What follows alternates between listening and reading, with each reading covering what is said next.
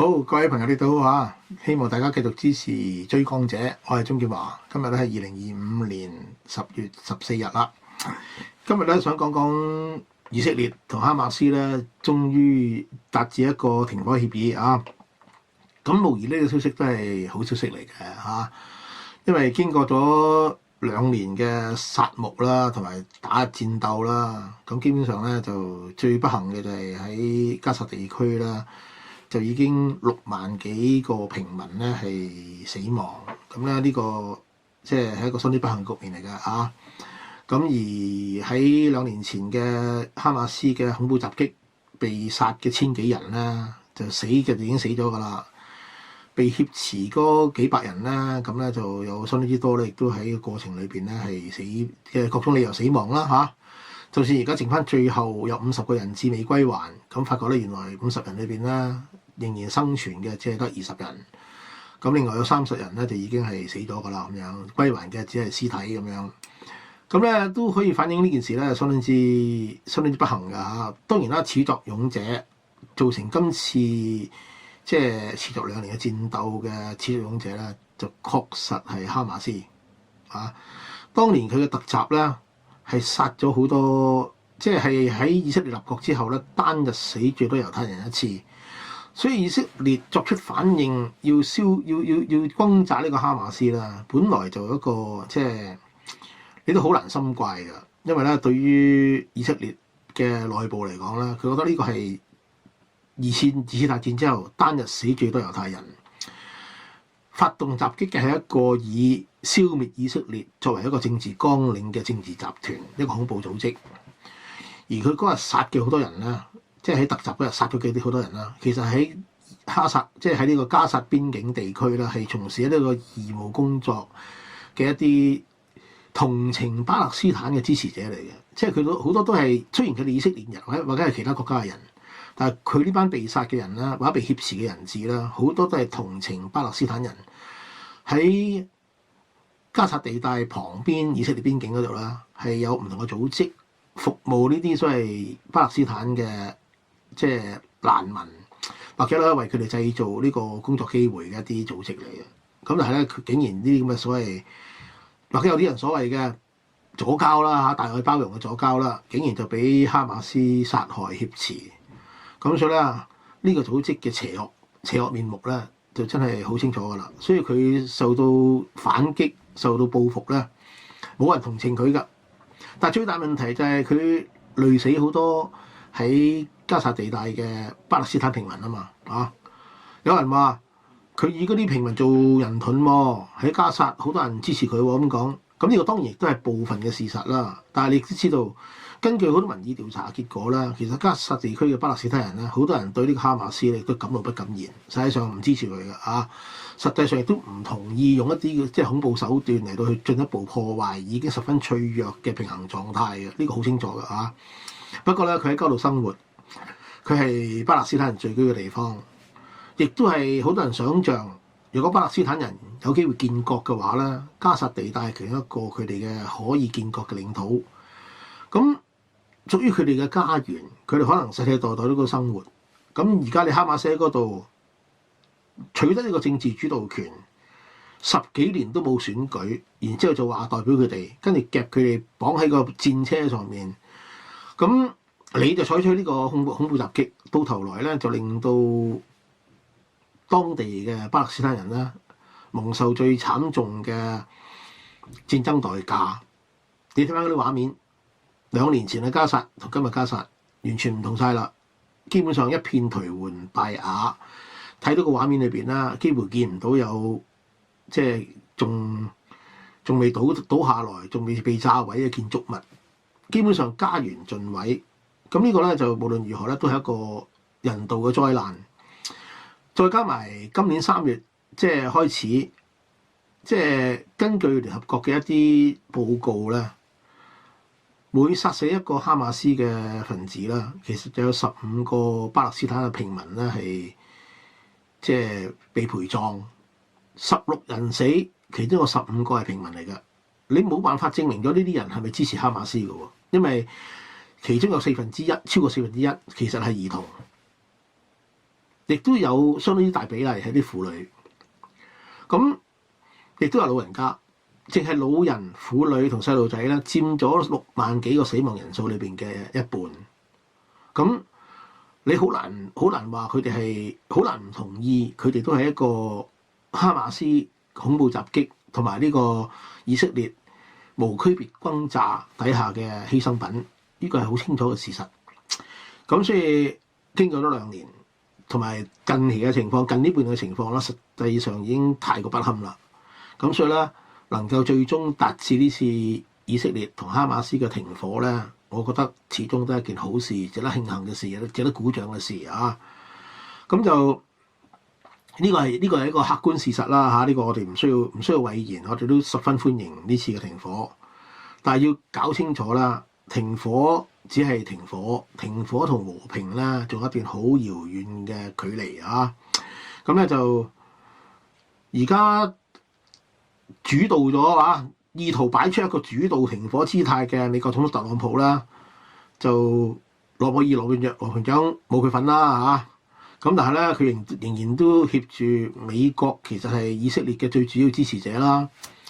如果美國總統協助美國嘅國力同埋對以色列嘅支持，一貫嘅支持嚟到即係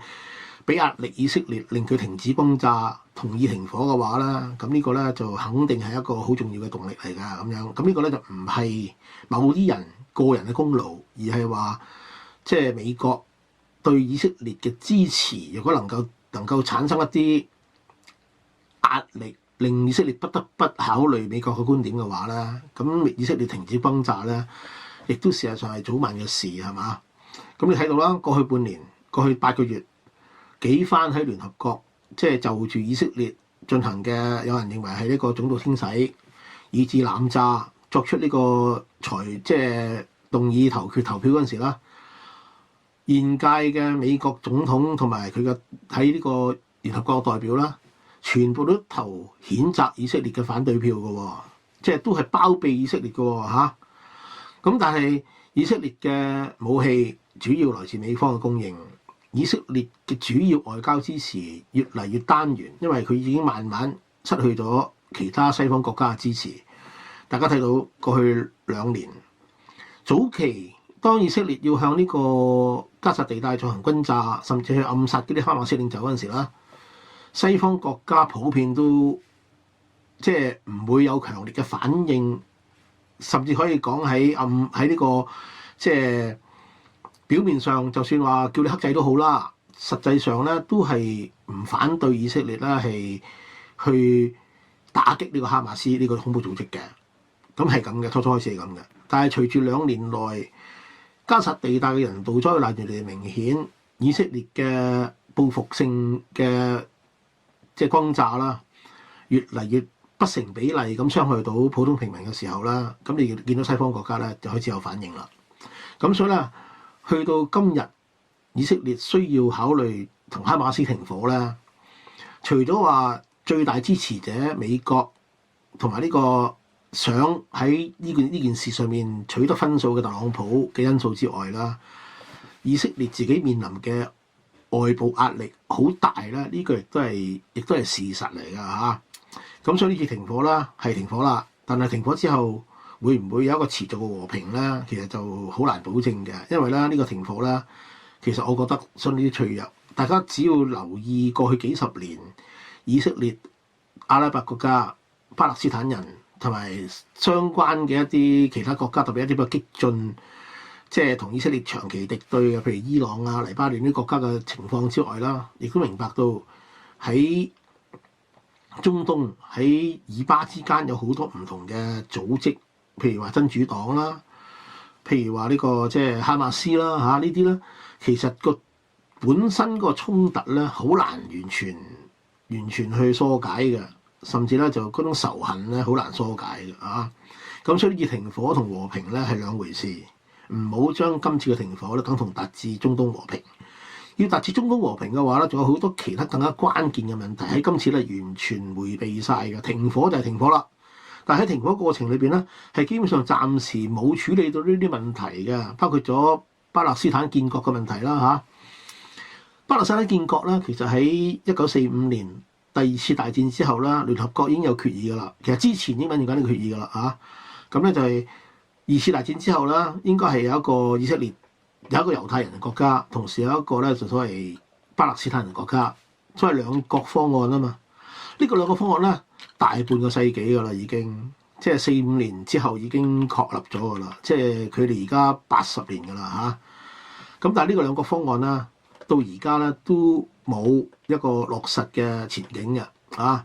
咁基本上咧就主要原因開始嘅時候就係阿拉伯國家唔接受呢個方案啦，所以佢哋打呢個當時啱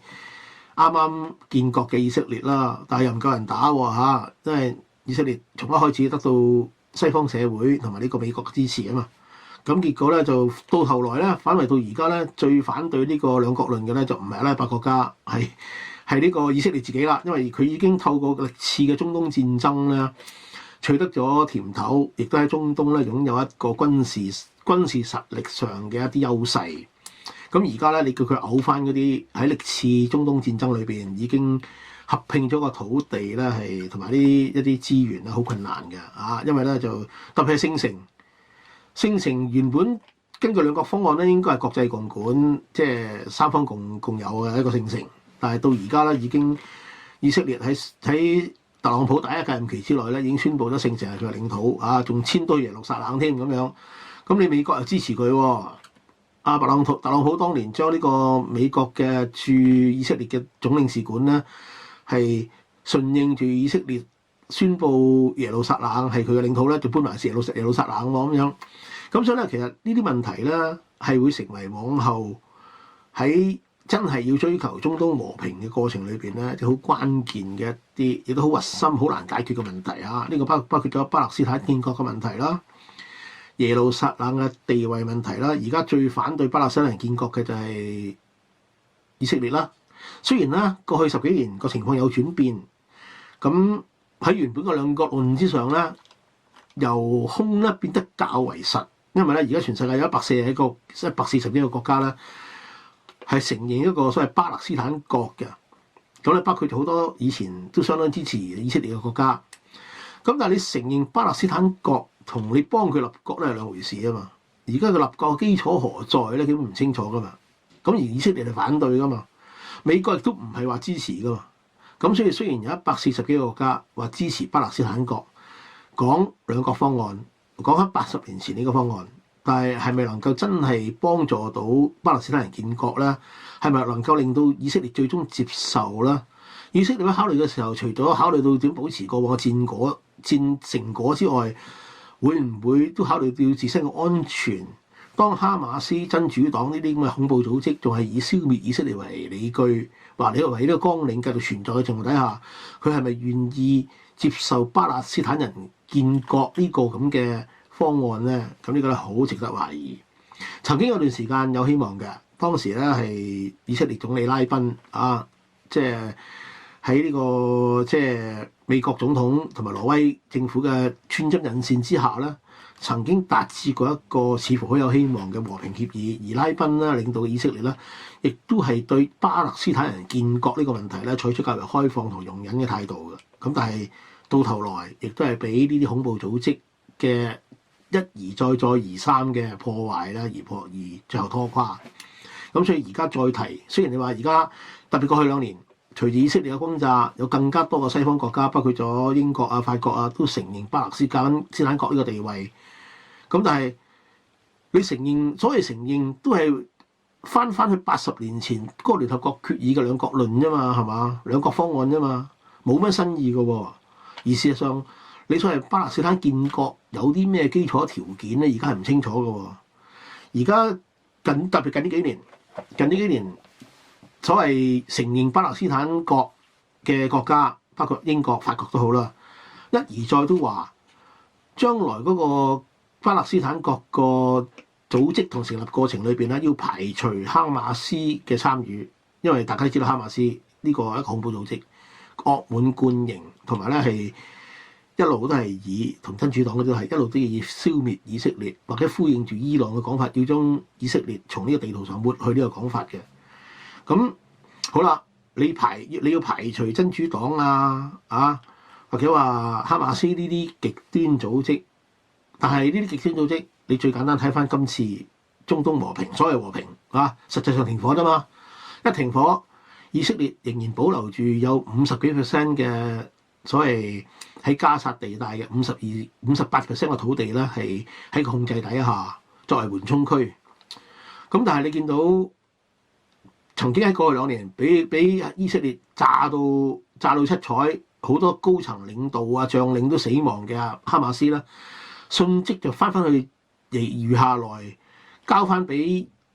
巴勒斯坦人自己重建嗰個地區裏邊啦，係已經即時翻到去啦，係重新係確立自己嘅地位同實力。有一啲外電報道啦，過去幾日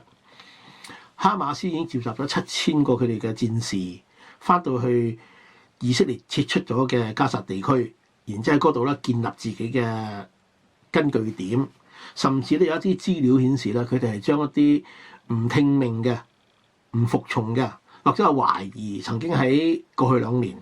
同以色列軍方有聯絡嘅，或者話即係配合以色列軍事行動嘅一啲所謂巴勒斯坦人咧，係將佢哋處決㗎啦，已經外電嘅資料咧就好亂。究竟有幾多人死咗咧？唔知，但係我哋從各種嘅唔同渠道，我今朝睇過唔同嘅渠道咧，似乎喺過去2日，哈馬斯翻到去以色列撤出嗰啲加薩地帶嘅撤出嘅地區裏邊啦，已經喺嗰度咧進行緊一啲重建佢哋嘅根據點，重新即係組織當地嘅資源，要將當地嘅已經好零散嘅人啦、資源啦，重新納入佢控制之中，因此咧係不惜透過一啲所謂殺戮過程咧，將一啲認為唔係忠於哈馬斯嘅人咧係處決同殺死咁。呢個咧一啲都睇到噶啦。咁從呢個角度講咧，即係話，即係就算而家你所謂以色列停止轟炸，亦都唔見得巴勒斯坦人嘅日子咧就一定會好好過，因為有。第一頭先講過啦，已經炸到頹垣敗瓦啦。第二咧就以色列而家只係退出咗部分加薩地區，仲有50幾%咧，佢保留作為緩衝區。第三咧退出咗個地方啦，好快就俾哈馬斯盡快咁進駐，而哈馬斯咧同以色列咧係水火不容，基本上咧仍然佢成立嘅目標就係要消滅以色列。咁佢根本上冇可能，可以講係冇乜可能係可以同呢個即係以色列咧係和平共處嘅。所以今日呢個咁嘅所謂停火咧，好可能產生嘅咧就一個短期嘅停火，而事實上一啲核心問題，頭先我講咗噶啦，包括咗巴勒斯坦建國啦、耶路撒冷地位啦、以色列嗰啲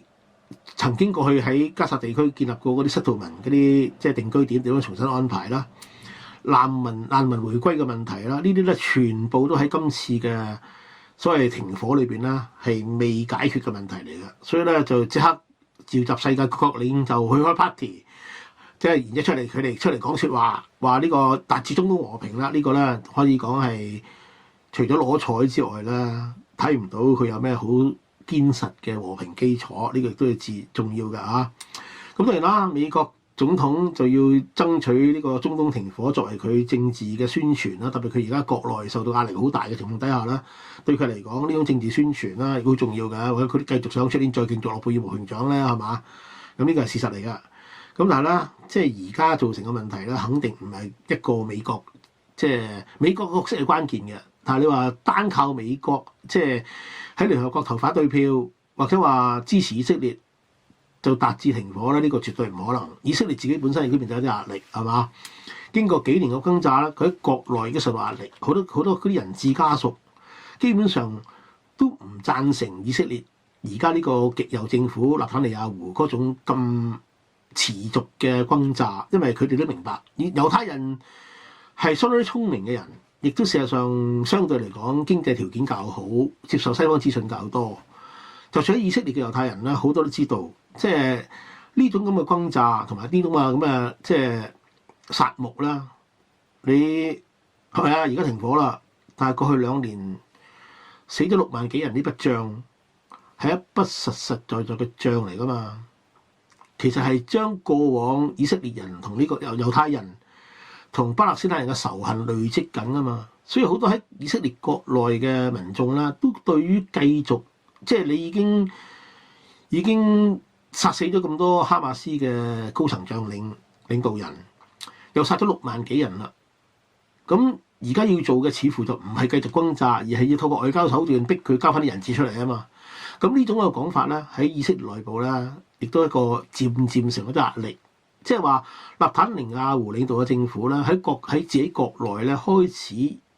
因為國際處境嘅漸趨孤立，而慢慢咧喺國內咧都受到一種反作用力啦，係要求佢停止過去2年嘅軍事行動。呢個係一個好重要嘅內部因素嚟㗎。所以咧，納坦尼亞胡當然要俾啲特朗普啦。特朗普話美國係佢最重要支持者啊嘛。但係同時咧，佢自己國內面對嘅政治壓力咧，亦都係一個問題嚟嘅。喺國際上，雖然佢仍然得到美國嘅全力支持，但實際上即係佢喺國際社會陷於孤立。大家記得，即係國際法庭將佢宣布為戰犯。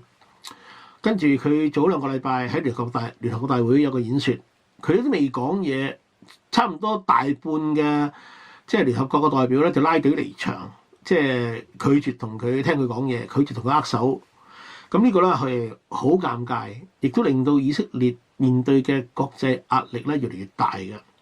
德國咧已經宣布咗㗎啦，佢以後會停止供應，即係可以讓以色列利用嚟轟炸加薩地帶嘅武器俾以色列。咁隨住呢個法國、英國亦都宣布佢哋承認巴勒斯坦國之後咧，以色列要爭取國際社會同情佢個處境，或者話明白佢要報復、要清剿哈馬斯，而又不至於過火嘅呢個處境啦，實際上係好難嘅啦，已經。所以咧，呢個外部嘅壓力咧，唔會因為美國嘅繼續支持咧而去消減嘅。再加埋美國總統亦都有個人嘅 agenda， 佢需要利用即係達至停火嚟到建立個人嘅威望啊。咁所以掟條20條方案出嚟啦，就成為咗一個各方面都能夠接受嘅下台階啦。咁呢個咧就係今次以色列同埋哈馬斯能夠達至停火嘅最基本原因，肯定唔係一個個人功勞，亦都唔係即係一個長遠嘅和平。呢點一定好清楚。未來情況咧，即係可以咁講嘅，嗰個和平之路咧仍然遙遠，而且咧就而家嘅停火咧亦都係相當之脆弱嘅。睇翻一啲國際嘅評論咧，有好多都懷疑今次嘅停火咧係一個即係好脆弱嘅暫時嘅所謂平息戰爭。但係咧，停火喺短期之內被破壞嘅可能性咧仍然都高嘅啊。維持因素當然就係話你交翻啲人質啦，以色列退出部分地區啦，咁解啦。但係以色列仍然控制住超過50%嘅加薩地區。咁重返加薩嘅哈馬斯會點樣反應咧？呢個第一個問題。咁第二咧就跟住仲有好多嘢要談判嘅，要處理嗰啲重建嘅問題啦，處理嗰啲以色列嘅settlement嘅問題啦。呢個咧係或者話以色列亦都會唔會到某個階段會擔心哈馬斯重返部分加薩地帶之後，正喺嗰度重新整頓當地嘅政治同埋軍事資源，會唔會又會對以色列構成任何嘅威脅？因而佢會用某啲方式去打壓呢種咁嘅行為咧？呢個可能性亦都好高嘅。咁所以未來幾個月啦，加薩嗰個所謂和平實際上停火係仍然相當於脆弱，仍然有機會受到破壞嘅。長遠嚟講，當然更加係明顯啦。長遠咧就頭先講呢個關鍵問題解決唔到嘅話咧，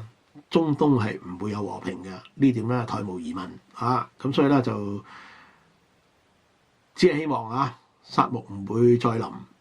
亦都希望即係真係能夠有一啲具有長遠視野嘅政治領袖喺以色列又好，喺美國又好，喺歐洲都好，真係能夠咧做一啲嘢去令到呢啲問題咧係得以有效處理。而至於點樣去應對繼續喺外圍不斷製造破壞嘅